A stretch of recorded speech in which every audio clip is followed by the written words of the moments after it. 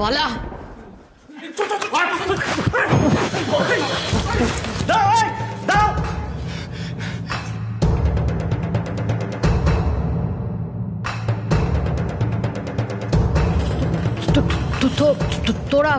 তোরা এখানে?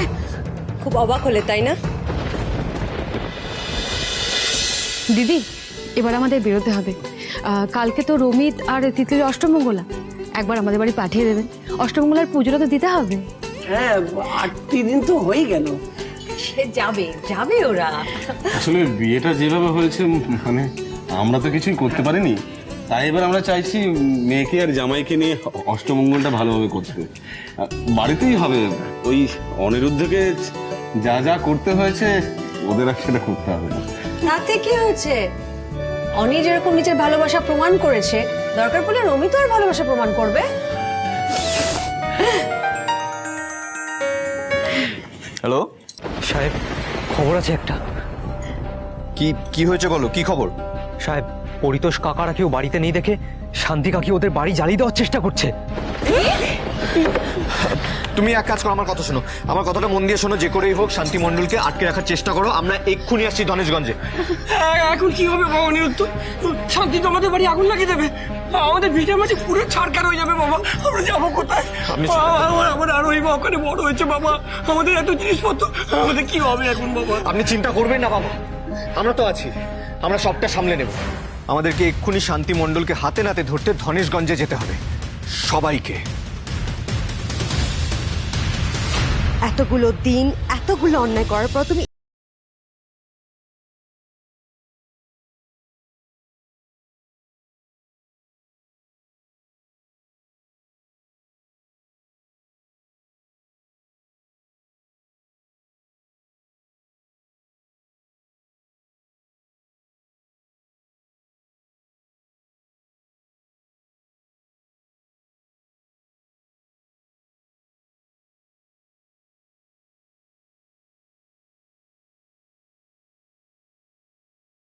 থেকে তুমি সবার অনেক ক্ষতি করেছো, অনেক অন্যায় করেছো সবার সাথে। এবার তার হিসেব নিকেশের পালা। ঠিক যেমন আপনার ছেলে তার যোগ্য জায়গায় পৌঁছে গেছে, আজকে আপনিও ঠিক সেই জায়গাতেই যাবেন। আমি ভুল করে ফেলেছি, আমি ভুল করে ফেলেছি। জামাই আমাকে ক্ষমা করে দাও জামাই, আমি বলছি শুনে যাবো, আমি কোনোদিন এমন কাজ আর করবো না। আর ওই যে বিশ্বাস কর, আমি কোনোদিন এমন কাজ করবো না। ক্ষমা? আর তোমাকে? তুমি তো ক্ষমার অযোগ্য শান্তি কাকি। মানুষ একবার ভুল করলে তাকে ভুল বলে মানা যায়, দুবার ভুল করলেও তাকে ভুল বলে মানা যায়, কিন্তু যে বারবার ভুল করছে সেটাকে অভ্যেস বলে শান্তি কাকি। আর অন্যের ক্ষতি করা তোমার অভ্যেসে দাঁড়িয়ে গেছে। না না না না না না, আমি ভুল করে রাগের মাথায় আমার কাজ করে ফেলেছি। আমাকে ক্ষমা করে দে, আমাকে ক্ষমা করে দে। তোমার এই কুমিরের কান্না দেখে আর বারবার ক্ষমা চর নাটক দেখে আমরা ক্লান্ত শান্তি কাকি। তোমাকে শাস্তি দিতে দিতে আমরাও হাঁপিয়ে গেছি, কিন্তু তবুও যখন তুমি শোধরাওনি, এবার আমরা আর কিচ্ছু করবো না।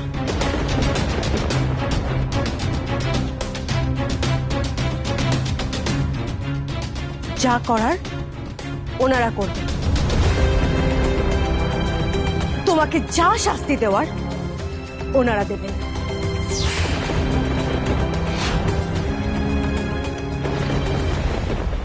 চিলি চিকেন আর মিক্সড ফ্রাইড রাইসটা দারুণ ছিল, কি টেস্টি। দেবাংশু আবার একবার যাব কিন্তু।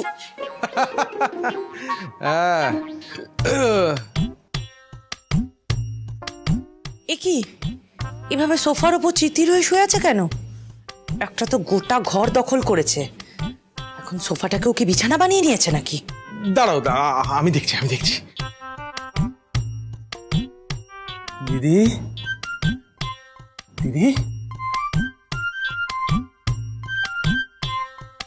এই দিদি, আমি ভয় পাস না, আমি এরকম করে কেউ ডাকে? না ঠিক আছে। কি করব দিদি ভাই, আসলে একটা ঘর থাকতে তুমি এরকম ড্রয়িং রুমটাকে বেডরুম বানিয়ে নেবে, তাই জন্যই তো এইভাবে ডাকতে হলো। আর ভয় তো পেতেই হবে। ব্যাপারটা কি? আমি বাড়ি এসে দেখছি তোমরা কেউ নেই, কোথায় গিয়েছিলে? দিদি ভাই, আমরা একটু বাইরে ডিনার করতে গেছিলাম, আর আমি তো ভেবেছি আপনি বাইরে ছিলেন বলে আপনি বাইরে থেকে খাওয়া দাওয়া করে আসবেন। আই ঘর এখন কি হবে? কিছু খাওয়া দাওয়া নিয়ে আমার প্রচন্ড খিদে পেয়েছে। যাই তাহলে ফোনে একটু অর্ডার করে নি।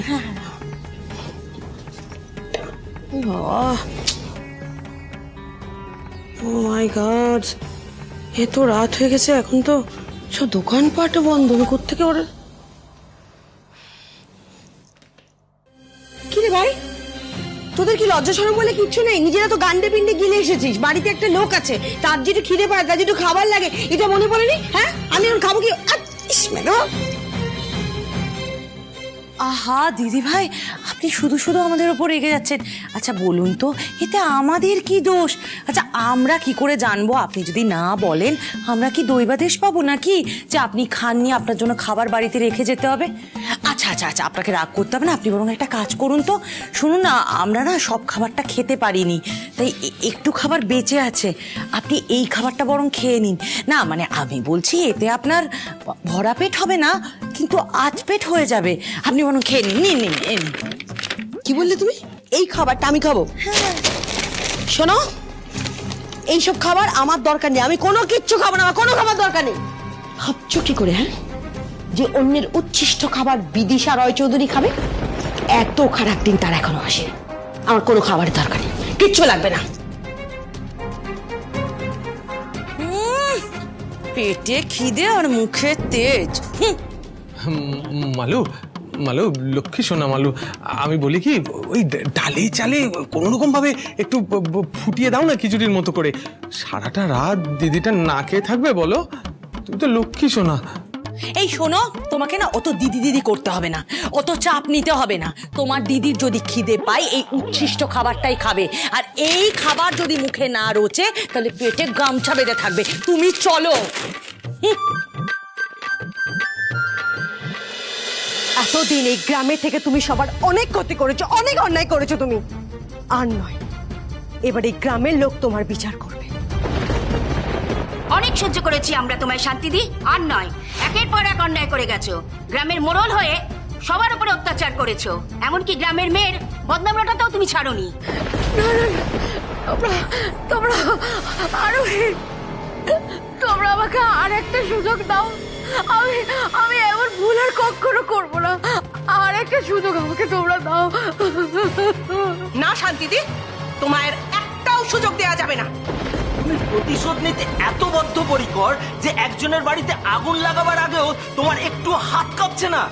বেরিয়ে যাও গ্রাম থেকে, এই মুহূর্তে তুমি গ্রাম ছেড়ে চলে যাও। আর তা না হলে ঘাড় ধাক্কা দিয়ে তোমাকে গ্রাম থেকে বার করে দেবো আমরা। না না না না না না, চলো না, তোমরা আমাকে এত বড় শাস্তি দিও না। আমি তোমাদের সামনে কাজ করছি, তোমরা বলে আমি ডাক্তার কত দেবো? আমাকে এত বড় শাস্তি তোমরা দিও না। এইসব করে কোনো লাভ হবে না শান্তিদি, তোমাকে আর এই গ্রামে রাখা যাবে না। এই তুই এখানে দাঁড়িয়ে কি করছিস? যা এখান থেকে। আর যদি কোনোদিন শান্তিদি আর মানিকের সাথে তোকে দেখেছি, তাহলে তোকেও এই গ্রাম থেকে দূর দূর করে তাড়িয়ে দেবো। আমার ভুল হয়ে গেছে, এই কাজ আমি আর কখনো করবো না। আজ আমি প্রতিজ্ঞা করছি, আমি শান্তি কাকি আর মানিকদের মুখ কখনো দেখবো না। আমি সত্যি বলছি, আমাকে যা এখান থেকে। শান্তিদি, এরপরে যদি তুমি কিছু গন্ডগোল করো আর এই গ্রামে পা রাখো, তাহলে কিন্তু তোমাকে সোজা পুলিশে দেবো আমরা।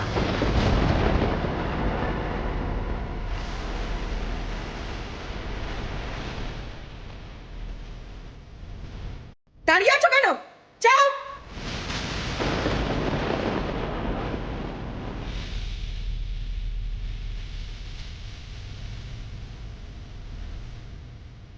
এই চলো সবাই।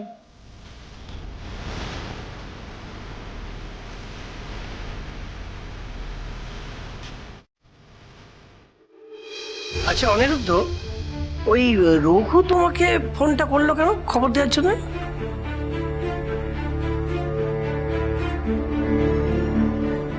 ওই টাকাটা রাখো। আজ থেকে তুমি শান্তির সাথে থাকবে, কিন্তু তোমাকে আমার হয়ে কাজ করতে হবে, আমাকে সব খবর দিতে হবে। আর যদি সেটা না করো, তাহলে তোমার এগেনস্টে সব এভিডেন্স জোগাড় করে তোমায় এমন ফাঁসাবো যে সারা জীবন তোমাকে জেলে থাকতে হবে। সাহেব, আমি আপনাকে কথা দিচ্ছি, আমি আর কোনোদিন ওই শান্তি কাকির হয়ে কাজ করব না। আসলে আমাকে দায়ে পড়ে ওই শান্তি কাকি আর মানিকদার হয়ে কাজ করতে হতো। কেন? আসলে আমার মা খুব অসুস্থ, আর মা ছাড়া আমার কেউ নেই জানেন তো। সেই মায়ের অসুখের টাকা জোগাড় করার জন্যই আমি শান্তি কাকি আর মানিকদার হয়ে কাজ করি। আমি পড়াশোনাও জানি, নেহাত কোনো চাকরি বাকরি পাইনি বলে তাই আজ মানিকদার সাগরেদ হয়ে রয়েছি। নাহলে এরকম একটা কাজ কেউ করে? আপনি বলুন না, করে কেউ এরকম একটা কাজ? তোমাকে এসব নিয়ে চিন্তা করতে হবে না। তুমি আগে আমার কাজটা ভালো মতন করে দাও, তারপরে আমি তোমার কাজের ব্যবস্থা করে দেবো, ঠিক আছে? আমি রাজি সাহেব, আমি রাজি। আপনি যা বলবেন আমি তাই করতে রাজি। আপনি যা বলবেন আমি তাই করতে রাজি। আচ্ছা ঠিক আছে, ওঠো ওঠো ওঠো ওঠো ওঠো। এই জন্যই বলে ভালো লোকদের সঙ্গে সবসময় ঠাকুর ভালোই করেন। মাম্মাম, আরো তুমি এখানে কি করে এলে? বাড়ি থেকে সামলানো যাচ্ছিল না, তা দেখলাম এখানে যখন সব ঝামেলা মিটে গেছে তাই ওকে নিয়ে চলে এলাম। বায়না করছিলে? বেশ করেছি রে কাকা, এসো। বাবা দেখো, তোমার নাতনি কিন্তু খুব বায়না শিখেছে, দেখেছো ঠিক চলে এসেছে। অনেক তো বলছি, এত কষ্ট করে যখন এত দূর থেকে এলে কটা দিন কাটিয়ে যাও না। হ্যাঁ বাবা, আমার তো থাকতে খুব ইচ্ছা করছে, কিন্তু আরো স্কুল আছে বুঝলে, আর ওনার অফিসে অনেক কাজ। একটা কাজ করো, তিতলি রবি থেকে যা করে অষ্টমঙ্গলে কাটিয়ে একেবারে যাবে। আমার তেমন কোনো কাজ নেই অফিসের, আই উইল ম্যানেজ। এই তো পরে স্কুলে না গেলে কিচ্ছু হবে না। মাম্মাম থাকি না প্লিজ। তাহলে সব সমস্যার সমাধান হয়ে গেল। থাক আরোই থাক, দেখি আমার মাকে। তুমি থাকবে? শুধু স্কুল বাকি দেওয়া জানো। যে দেখো অনেক রাত হয়ে গেছে, তুমি আর বেশি রাত করো না, তুমি ড্রাইভারকে নিয়ে বরং বাড়ি ফিরে যাও। কেন এর কাকা থাকবে না? না না, আমার থাকাবে না, বাড়িতে এত কাজ কে সামলাবে? হ্যাঁ হ্যাঁ, তুমি এবার বেরিয়ে যাও, অনেক রাত হয়ে গেছে। চলো। আসছি আসছি। সাবধানে যেও। চলো। ছুটি তো পড়াশোনা করতে হবে না, খুব মজা না?